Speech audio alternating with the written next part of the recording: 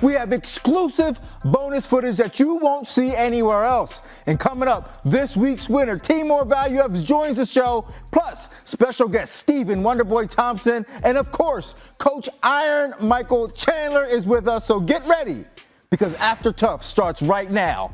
Wow!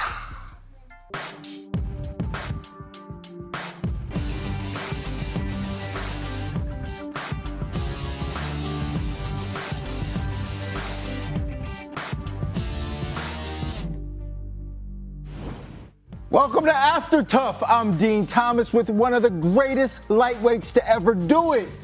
The two-time former Strikeforce champion, the former WEC champion. He coached TUF 20. He has put on some of the greatest fights we have ever seen.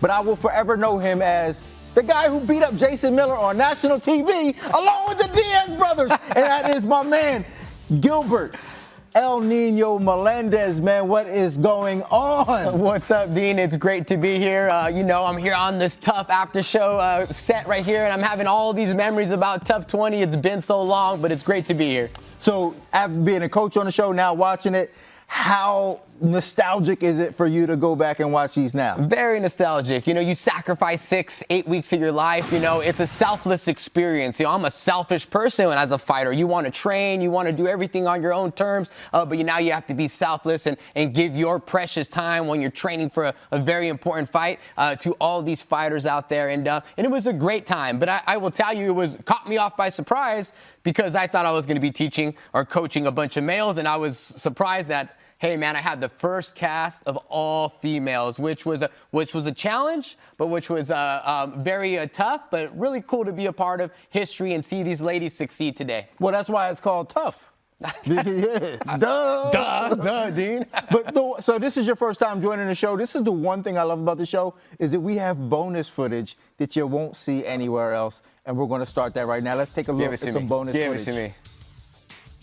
You're looking good, man. How's your body feeling? Very good, very good. Yeah, very good. How are you feeling? Feeling good, Yeah, baby. nice. Ended up breaking my hand the last fight, but just working on the grip. Yeah, good. Yeah, Back come back. Whereabouts on the hand? Oh, just the first and second metacarpal here. Yeah, So had nothing it too as well, had it crazy. as well. Had all screws or pins. Oh, on dang, it. so you broke the thumb. Yeah, broke the thumb into the hand. Yeah, but it comes back. Everything. I know. Make it. Look at the freaking. Yeah. What Yeah, the no, yes, yeah. what? I got little girly hands compared to that. Shoot. What's the weight? What's the weight? What's the weight? What's the weight? I'm probably 195. 195. I tried not to get over 200. Nice. I haven't really checked the I scales turned yet. 40 last. Did you? 2 weeks ago. Happy birthday, my man. Thank you, Congratulations. man. So the older I get, man, that weight cut's a little rough. A little tougher. The weight cut, yeah. Oh, so it'd be 25 plus pounds. Yeah. Would you go to 185 eventually? I don't know. Have you man. fought at 185 before? I haven't. I fought Robert Whitaker. He's done very He's well. done very well. Yeah, he's done very well. So There's that- definitely it's an an argument option. for it. Definitely Yeah. an argument for that. I mean, it's natural as we get older to go up in weight. Right. But in our business, it's like it's just supposed to come down in weight. Yeah. That's not the way the human body works. No, you know. can hold on to that weight a little Yeah, bit longer. yeah. Well, let me get you. Yeah, get my man. this Thank you out. so Good to much, see God. Good to see you, Steve. Thank you. sir. Man, I get the impression that, like, whenever Conor's around another fighter, he has this natural inclination to just kind of size them up. Yeah, he's always. He's like, yo, what's your weight at? How much you weigh? There's comparing He's like, yeah, fists there you and go. everything. Let me see the size of your fist. Look at the size of my fist. Yeah, you're going to 85. Yeah. Because I might go to He's like, I'm going to 170. 85. Yeah, what, son? What? Oh, man, I'll tell you Yeah. what, I'm passing on any conversation when Conor's getting a massage. I'll talk to you later, Conor. Yeah, I know. Like, in a way, I'm kind of thinking, like, yo, what is he doing? Like, my man's like in the zone getting a massage, and Wonderboy's like, hey, man. hey. Oh, man. Now let's take a look at the team scorecards. After 4 episodes, Team McGregor has won absolutely 0 fights with the prospects. That means Team Chandler is on a hot streak with the veterans looking to win a contract back in the UFC. With that, we welcome in the coach with the juice right now, Iron Michael Chandler. Coach, what is up, my brother? How are you today? Man, I'm doing great, man. Just I love seeing that perfect record on Team Chandler, so it's good. Love it.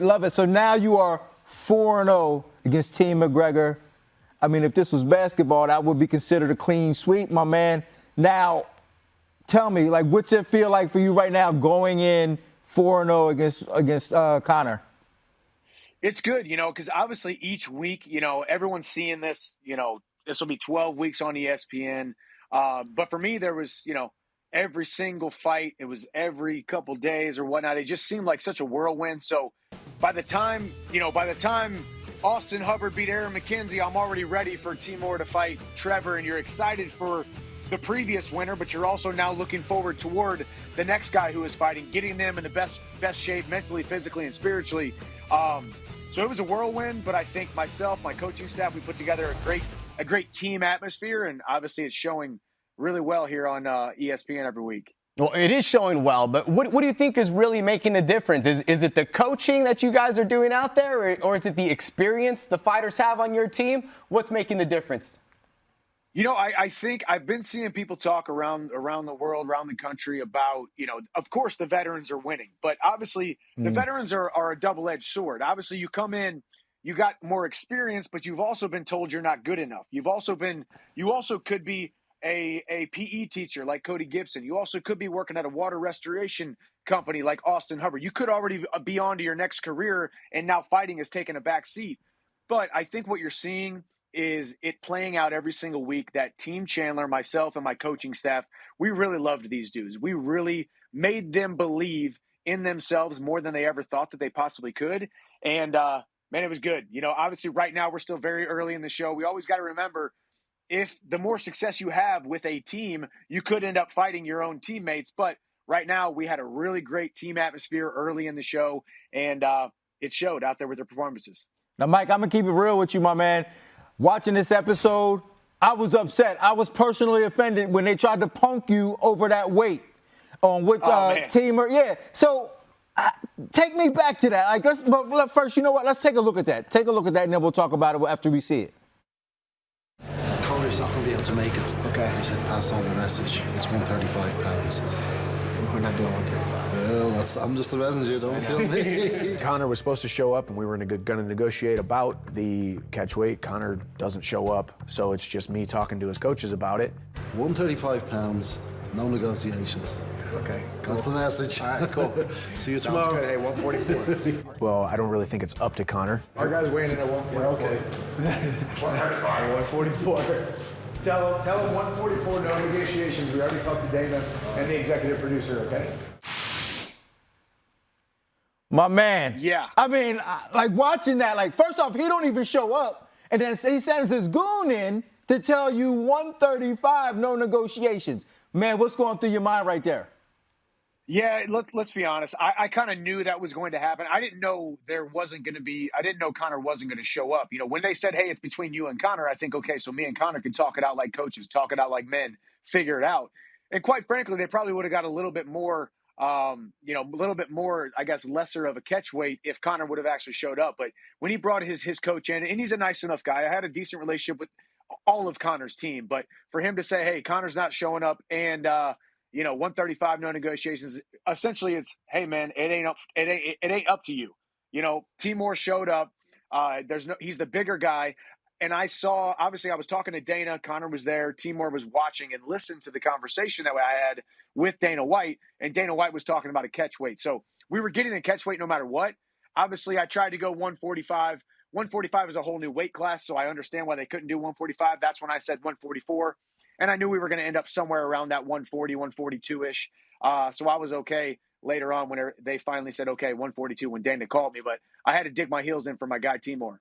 And Mike, I actually consider that a win. Man, you got a win right there, negotiating that weight class. How good did it feel to get that win? And is it refreshing to know that Connor does not always get his way out there? Yeah, it is good, man. Let's be honest. Everybody knows the landscape. When you are competing against Connor wants it his way. It's the Conor McGregor show. It's Connor or bust. He thinks he runs the show. So of course I had to dig my heels in when I could. Obviously in this kind of scenario, a catch weight just made too much sense for us not to do. But I think it was a little bit of mind games. And then also Connor, once again, with more mind games, not showing up and just kind of saying, hey, it's my way or the highway. Then you guys saw in the episode, Dana calls me and said, hey, what do you think about 142? To me, like you said, Gilbert, that was a win. I didn't expect us to fight at 144, 145. I was okay with the 142. Me and Timur had already talked about that 142, 141-ish. He was going to be fine making. So it felt like a win, but that's par for the course so far here on TUF 31.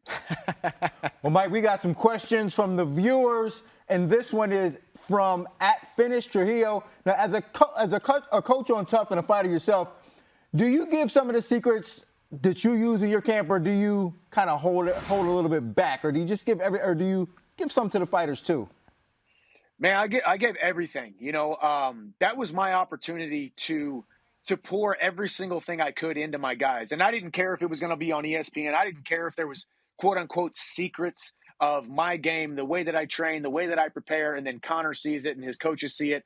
I could care less, man. At the end of the day, that cage door closes, we bite down on our mouthpiece, and then game plans go out the window, techniques, preparation, all that stuff goes out the window, and that's why people love mixed martial arts. So I gave every single tidbit I could to my guys, if not just for the fact that I wanted them to feel like they had all access, full access to me, not just from the X's and O's, the physical aspect of it, me teaching them how to punch, kick, knee, elbow, wrestle, from the mindset, from the heart set, from my faith in the sport and how I approach the sport. So it was very important to me to love on these guys and show them every single thing that they asked about, and even things that they didn't ask about. I would offer up information at all times to make these guys really break down the walls between myself and them, because you got to remember, we were complete strangers, just a day before the show, and then all of a sudden we're still basically strangers a week into the show, 2 weeks into the show. So it was good. Well, that seems to be the general consensus. Many of them spoke about how they didn't go on the show thinking they were going to have friends and a family, and they obviously did, and it shows in the results so far. But Conor has been in the news this past week for allegations against him. Have you gotten any word that anything may be changing on the fight between you two? Man, no word whatsoever. Obviously, it's unfortunate, any kind of stuff going on outside of just the fight game. And, of course, there's the USADA thing going on, looming over everybody's heads. I get it. Everybody watching right now, everybody around the world, when you're talking about a fight of this magnitude, Conor versus myself, it's a huge, huge fight. So people are eager for answers. They're eager for information. Everybody's talking. Everybody's looking for a new opponent for him, looking for a new opponent for me. When's it going to happen? There's so much up in the air. All I can do is focus on what I can control. I don't have any more information. I wish I could give you some right now. But as far as I'm concerned, the fight against Conor is still happening. Maybe it doesn't happen by the end of this year, which it still might. But if not, it's going to be first quarter of next year. Either way, we're moving forward, and I will separate him from consciousness within the first 2 rounds of that fight. I love your confidence. I love everything that you've been doing. I've been loving and enjoying this season so far. I look forward to next week. Mike, you are the man. I'll see you soon. Yes, sir. Thank you, boys. I appreciate y'all. All right, thank you very much. That was Iron Michael Chandler. Now let's talk about your season, coach of season 20. That's correct. You was a coach. What was it like spending so much time with all them guys, and then at the end of it having to fight the opposing coach? Well, it wasn't with all those guys. It was with all the ladies, right? Goodness, it was the ladies. So it was ladies. the very, very first time that they introduced the 115-pound weight class ladies, and all these new names came out, and it was definitely a great experience. It's great to see people like Angela Hill and Rose Namajunas have success. Even Beck Rawlings and many more of those ladies had a bunch of success, and it was a really great time doing it. Definitely a challenge coaching ladies, right? Because as a male, we always train together and we beat each other up, and we can address each other a little more aggressively. But it was definitely how to work on a different approach to coaching, and but it was a very good time. Man. My man. Thank you. You was there when Angela Hill and Thug Rose was just babies. Wow, isn't it great to see them, blossom into the fighters they are today? And again, those ladies I mentioned, they were such hard workers. And Angela Hill, I don't think missed any practices and never complained, was out there. And I'm very happy to see her success. I think when she jumped on the program, she was 1-0 with little to no experience, but just the heart and kept training. And of course, seeing Rose do a very good job for the team and succeed, and full circle, her and Carla Esparza fighting each other a second time. So it's great to see and to be a part of history and partaking in that UFC 20. Well, this show has certainly changed the lives of many, and it's on its way of changing the life of our next guest. So it's time to give the winner of episode 4, his shine. He smashed on his opponent and gave Team Chandler its 4th straight victory. Joining us live from Thailand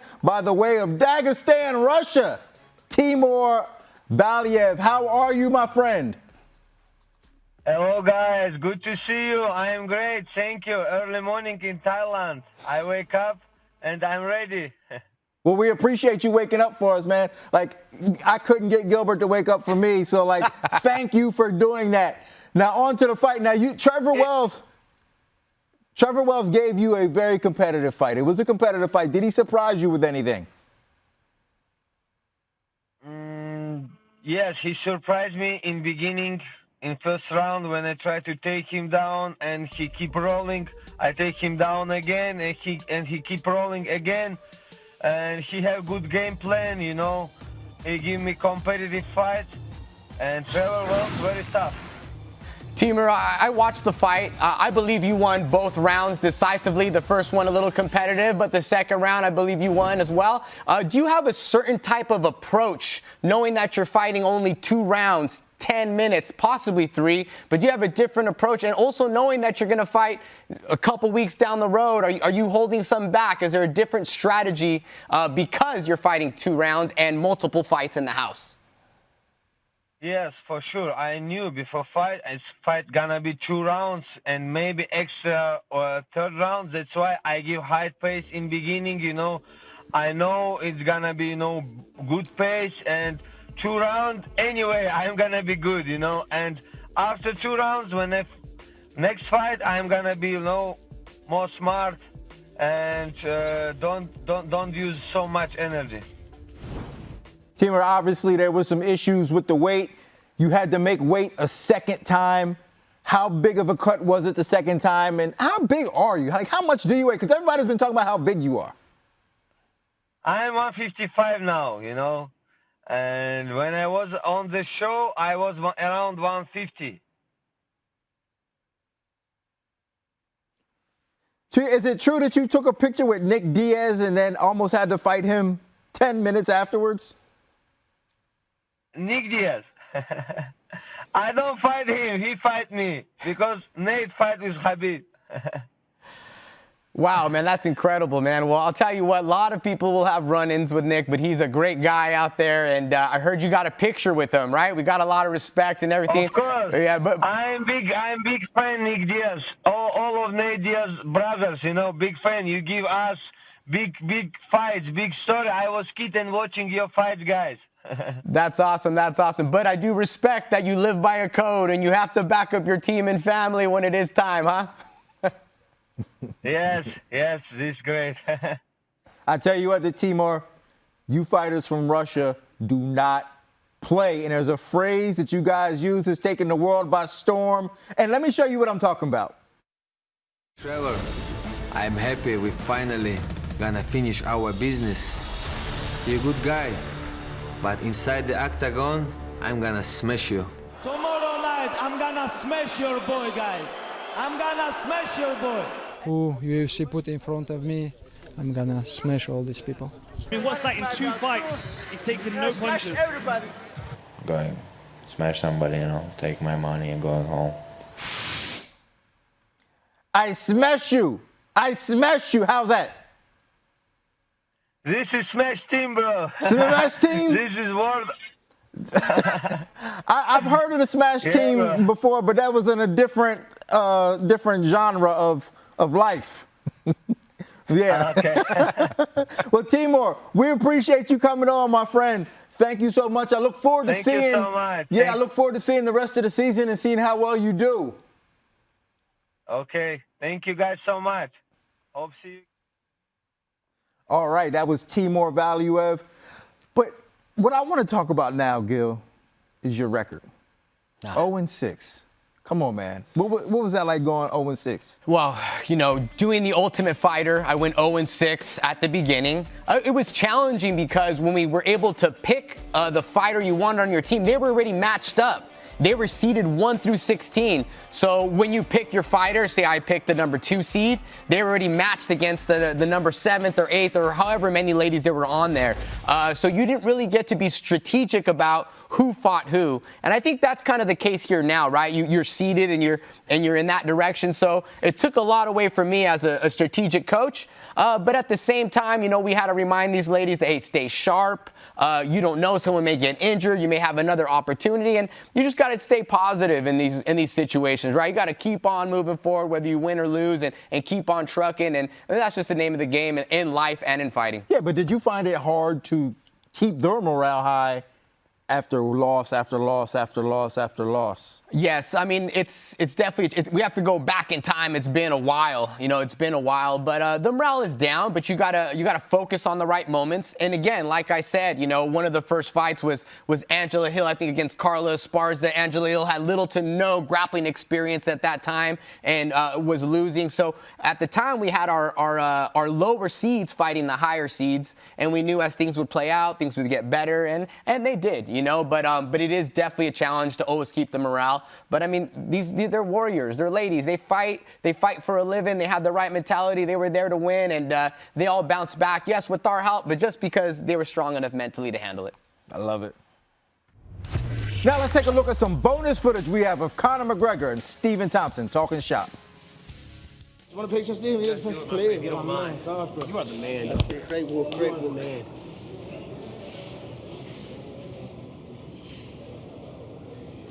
Got the other side because I got this. Oh, yeah, I got you. I got the mouse. The mouse ones are all there. Gotta have it in front, baby.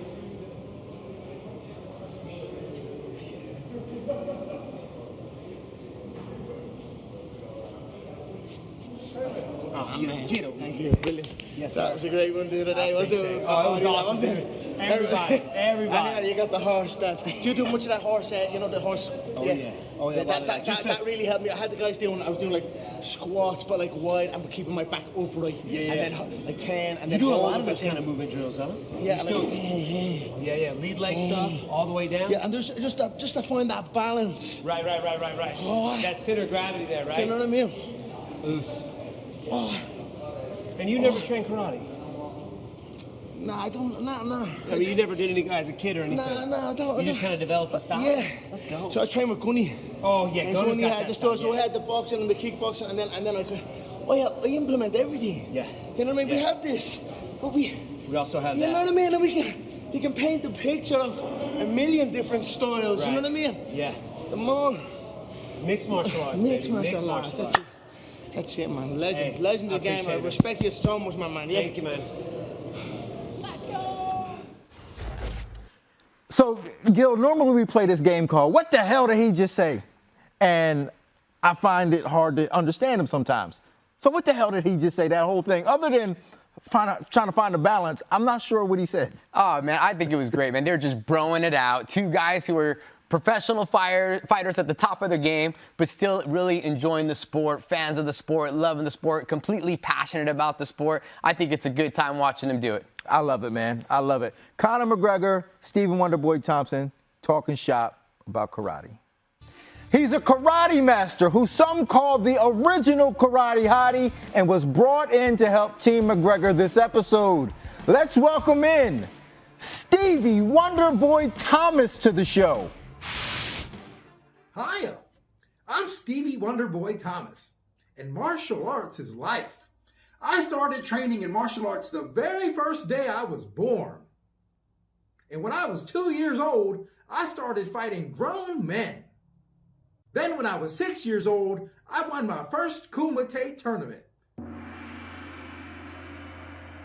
I'm undefeated in over 4,000 kickboxing matches. It got to the point where no one wanted to fight me. Everyone was afraid. But now, I'm a UFC fighter, and I'm so lucky to train with Conor McGregor on TUF 31. Best of luck to all the competitors this season, and remember, martial arts is life. Us. Come on, man. Yeah, come on, dog. Man. Come on, man. You know you my dog, but I had to get you. That was perfect. I mean, you had me down. I mean, the hair and everything. That you had the hair and everything Hey, going. it wasn't easy to comb that hair like that. I tell you, I don't know how you do it on a daily basis, but that wasn't easy. Oh my gosh, I love it, man. 4,000 fights. Dude, that was I know. I'm sorry for That's selling you crazy. short like that. No, it's all good. It's all good, man. You were right on the button, bro. Well, Right on it. Well, let's talk about this episode. So you have a relationship with Conor. What was that like prior to coming on to the show, and what's it like now? Oh man, it was awesome, man. I mean, just to be able for him to invite me out to be a part of the show, to be a coach, and help these up and coming fighters kind of do their thing, and hopefully, able to teach these guys, because they're in full fighting mode. They're in their grit, they're training, and for these guys to come in with an empty cup and to learn from myself and Conor and these guys, it was awesome, man. And even watching after. Watching these guys fight, watching some of these guys win, watching some of them lose, they're hungry. So you haven't seen the last of these guys yet. Yeah, Steven, you're there with all those athletes. For myself as a coach, sometimes I try to adapt to their style. Do you believe everyone can pick up the karate style? And who picked it up the best? Like, which fighter do you think stood out with that karate style? Oh, man, there's a few guys out in there that have come up with a karate background, but they all picked it up fairly well, especially when it comes to the movement. Now, the style is a little different, and it doesn't work for everybody, but what I ask these guys to do is if there's anything that they learn from me today, they can throw it away, something that they can use in their arsenal. I don't care how big or small it was. I just wanted them to adapt and try something new. And that's something, especially when these up-and-coming guys are, I guess, kind of afraid of, is to think outside the box a little bit, right? To try something new and take that and roll with it. So basically, my goal was out there to help these guys with their movement, their angle changing, their timing, which makes all the difference out there in a fight. Conor says he brought you on to maybe give a little spark to the guys. When you got there, what was the morale like on his team? Oh, man. So some of the guys just had fought the week, or actually the day before. And some of the guys, I think they had lost. So the morale was fairly low.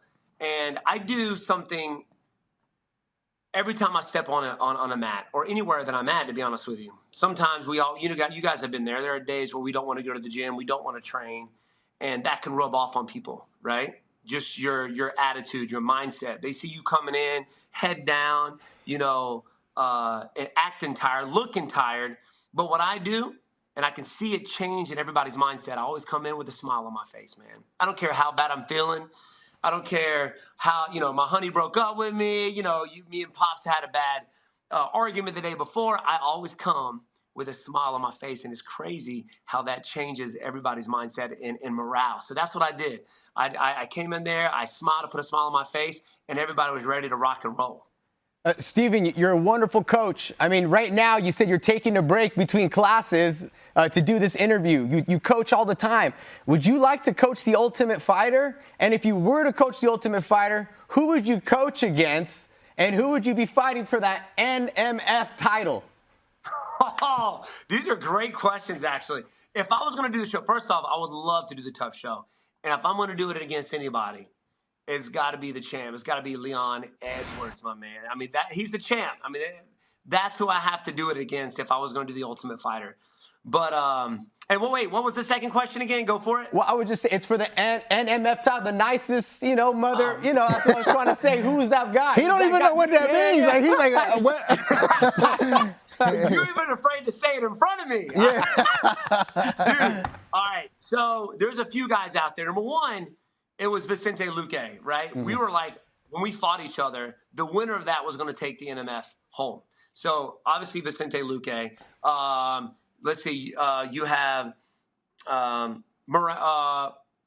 Moreno. I think he's an NMF. God, there's so many nice guys out there.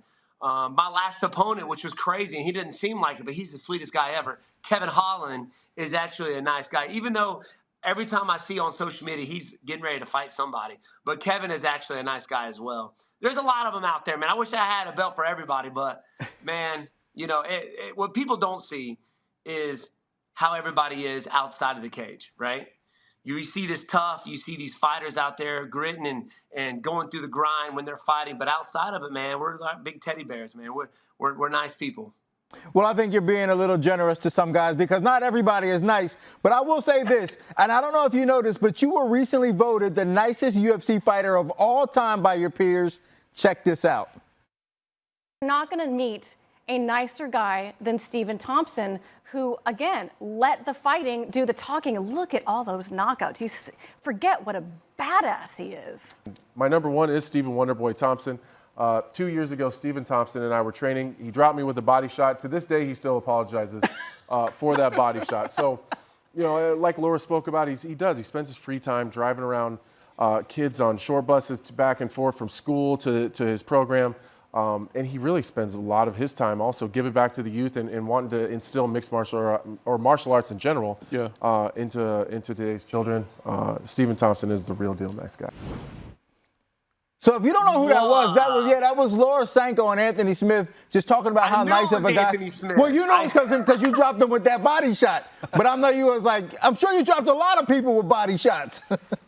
I do, man. You know what? It's funny. It is weird, I guess, that, you know, even though this is the fight game, even though I'm out there to do damage to my opponent, I get a good feeling out of it, but I also my goal is not to go out there and really injure somebody, right? I think there's ways to beat people, but doing it in a nice manner. And at the end of the day, at the end of my career, I wanted to not just be known as an amazing martial artist or one of the best in the world, but all-around nice guy, man, a good person. Hopefully that, I can pass that on to the next generation as well. Well, I tell you what, my man, I was talking to Gil earlier, and I said, man, he's so nice, it almost seems fake, but it's as genuine as it can get, and the people love you for it, and we appreciate you for it, and you are a true gentleman. We appreciate you, what you've done for the sport and all that you continue to do. So go pick up them kids, man. Go back to your karate class, sir. And we'll talk to you soon, my man. Thank you again for the time. Thanks for having me, guys. Y'all take care. You know, Stephen Wonderboy Thompson is one of the nicest human beings you'll ever meet, and obviously kind of brought him on for a good reason.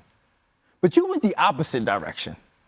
In your season, you brought on Chrome Gracie and the Scrap Pack.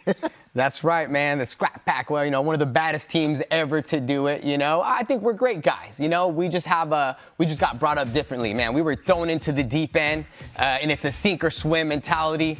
We just put everyone in the pressure cooker and just figure if they want to be here or not, because, you know, we thrive on conditioning, on taking 2 punches just to give one.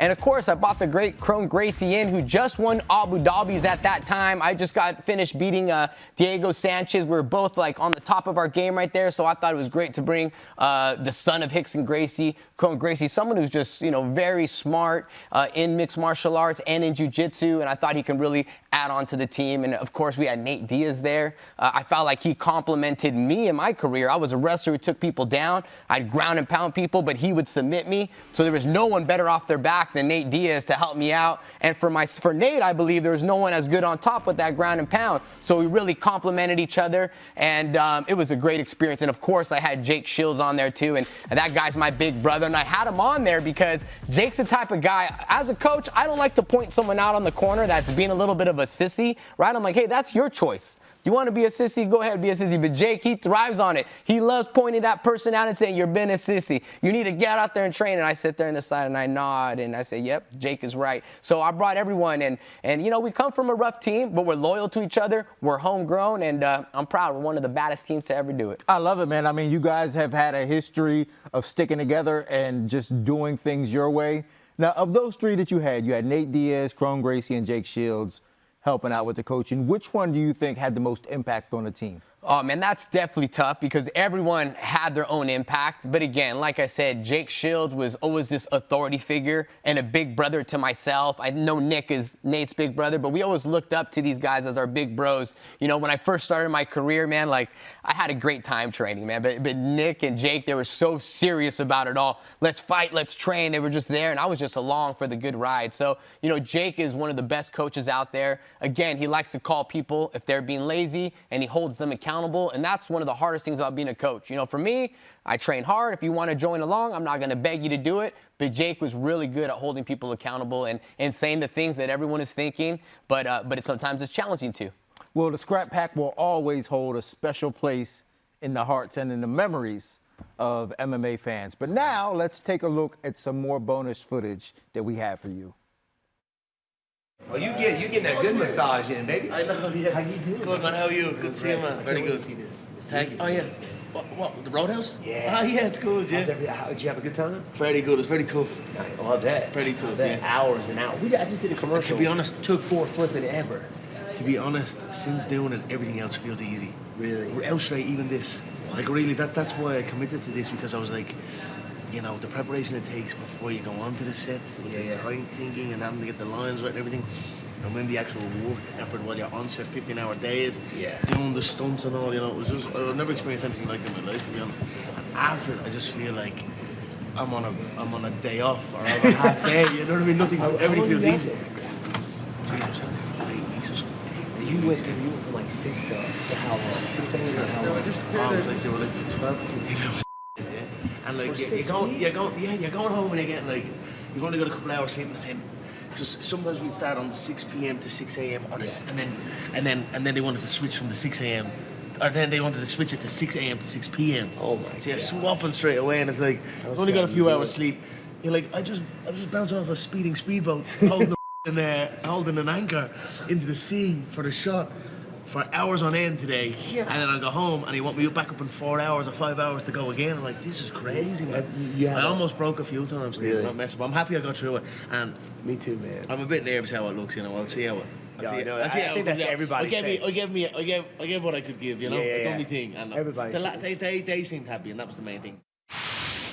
Man, I'm telling you, he's not wrong about that. And when I think about it, because I've been on movie sets before, and the comparison, I always think fighters are lazy in comparison to actors, because they be on set for 15 hours doing their thing 15 hours at a time. Fighters go in, they train 2 hours, go home, rest, play video games, and come back, train 2 hours, and go home, rest, play around, goof off.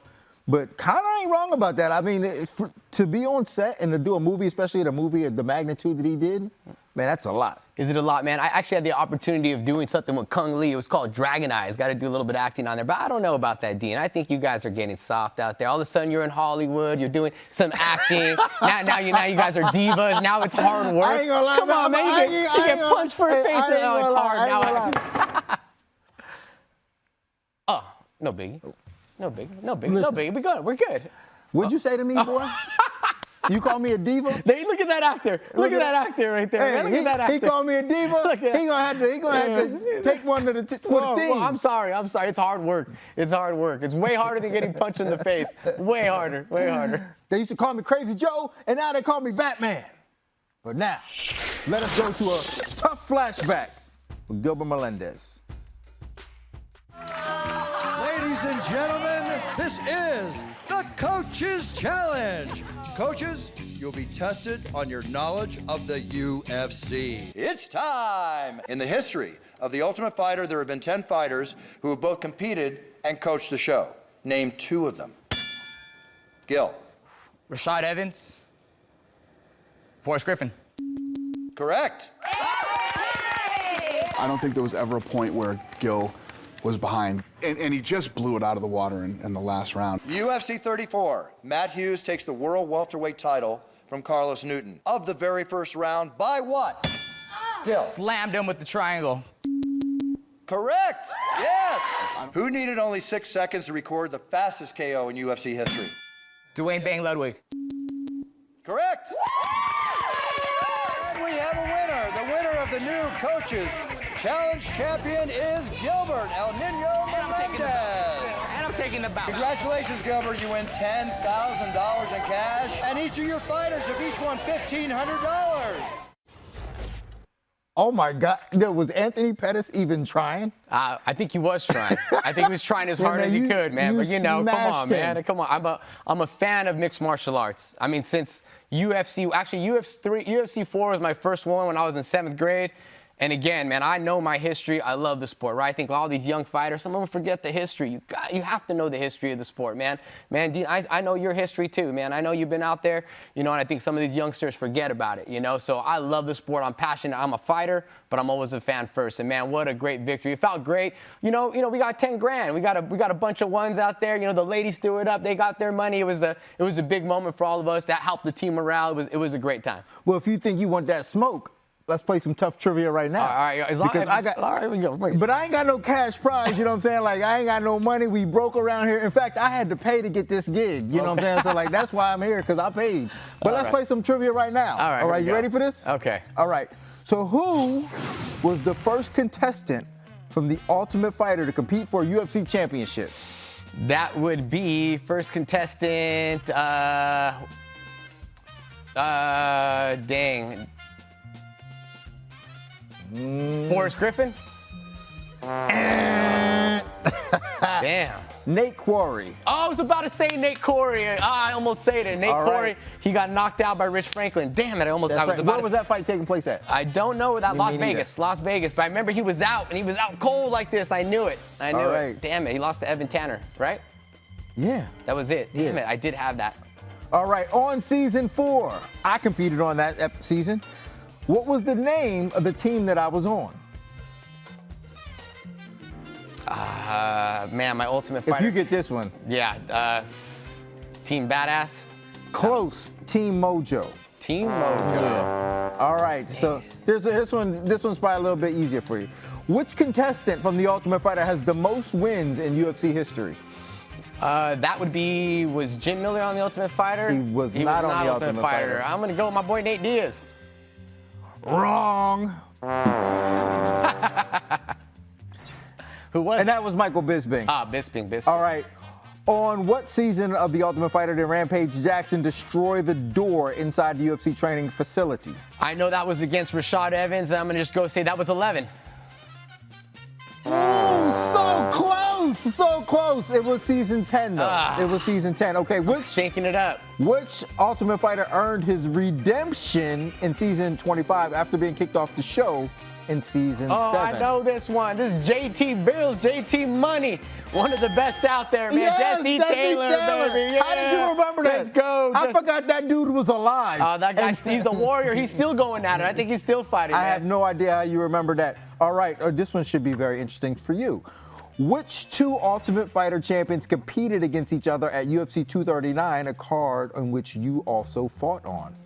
239, I also fought on 2 people. And they were tough champions. They were tough champions. Was it a finale show or just the tough champions? There just wasn't a finale show. It was a finale show. It was it was not a finale show. It was not a finale show. Just 2 champions fought on the same card. Man, I'm drawing a blank. I just want to throw some names out. Damn, I don't know. Rashad Evans and Forrest Griffin. I was there to watch. 239? I don't remember. I don't know. Who's that? Michael Chiesa and Diego Sanchez. Oh, Chiesa. Man. Dang it, dude. I don't know, man. All right, we got one more. How many champs from Strikeforce also became UFC champions? Yeah, Daniel Cormier, Luke Rockhold, Tyron Woodley. Champs. Tyron. Strikeforce champs. Yeah, that's Tyron. And they also became UFC champs. Tyron, Luke Rockhold, and Daniel Cormier. He wasn't the champ, but he was the tournament champ. That's what I got for you. I don't know. Well, you are completely wrong. Tyron Woodley was not a Strikeforce champion. He wasn't? No, he was not. Luke Rockhold was, though. Luke Rockhold was? So the champs it was 4 of them. Misha Tate, Ronda Rousey, Chris Cyborg, and Luke Rockhold. Oh, man. Cormier was a champ. He was the heavyweight tournament champ. So he was a champ. Well, unfortunately, you don't get to win the trophy. But you can pay my fee for being on this gig, so for losing, stinking it up so bad. Man, I stunk it up, man. I swear I had that first one in my head. I almost said Nate Quarry. Well. It was close. Yeah. Next time. Now it's time to get to the meme of the week. I call this one, the face I make when people drink black coffee. Or I call this one, how a 4-year-old looks after they can prove they can count to 10.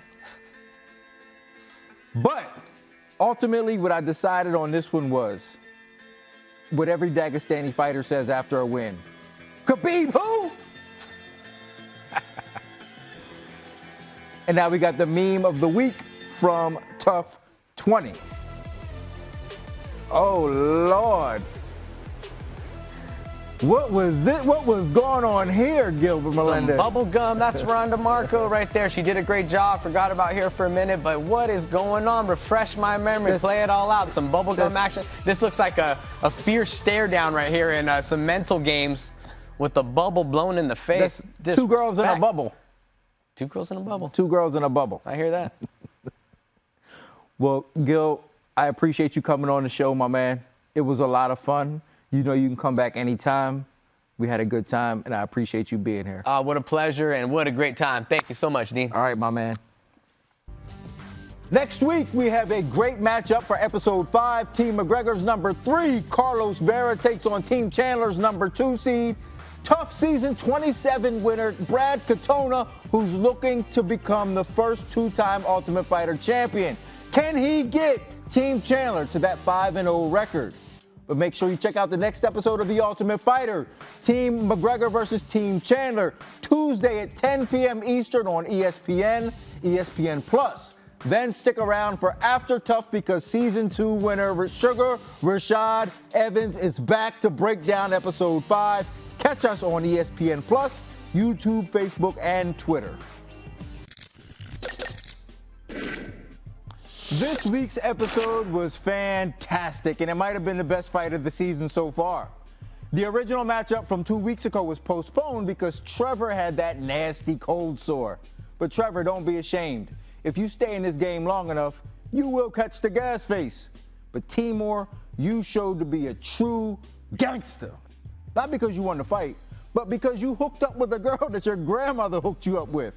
My grandmother never gave me anything but some hard candy and some butter cookies with a tin can. And Trevor, you made a fan of me. You fought like a warrior. If this was 3 rounds, you might have won. But it wasn't, and you didn't. And I know it was heartbreaking because you even promised your father that you'd come back as the Ultimate Fighter. But we have to remember, never confuse your desire for your ability. But if you want something really as bad as you say you do, you won't let a couple of setbacks get in your way. You will continue to work, and you will subject yourself to ridicule, criticism, and even more losses. Because nothing comes easy unless you're a mumble rapper. But eventually, with persistence, intelligent planning, and hard work, it will pay off. Until next time, I'm Dean Thomas. I'm not here to give you a problem. I'm just here to give you some tough love. Have a good night.